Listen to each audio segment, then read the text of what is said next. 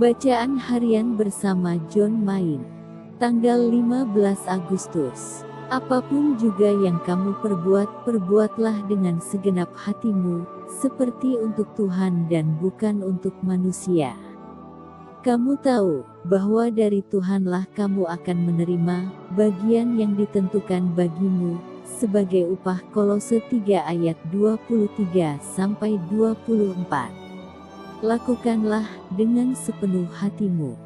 Meditasi memanggil kita untuk memasuki tingkat pemahaman yang paling dalam dan paling jelas.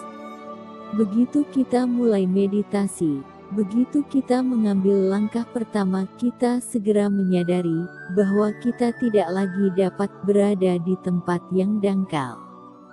Panggilan yang kita tanggapi ialah untuk sepenuhnya mengarahkan kembali keberadaan kita, suatu pertobatan yang radikal.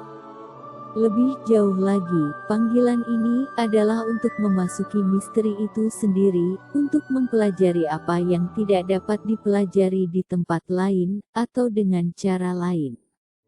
Untuk menjawab panggilan ini, setiap bagian keberadaan kita harus terlibat, karena pengetahuan yang kita peroleh dalam meditasi tidak hanya sebagian atau jenis yang dapat dihitung. Maksudnya, bukan kita semakin tahu tentang Tuhan, atau kita tahu bahwa Tuhan adalah Maha Baik, Maha Kudus, Maha Adil, Maha Pengasih, dan sebagainya. Sebaliknya, dalam meditasi kita menyadari bahwa kita mengenal sebagai akibat dari kita dikenal.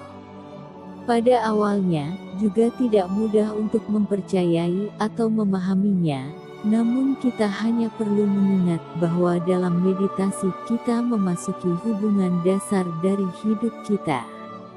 Tuhan, Pencipta kita dan Bapa kita, memanggil kita untuk memasuki keintiman dengannya, yang muncul karena Tuhan mengenal dan mengasihi kita terlebih dahulu.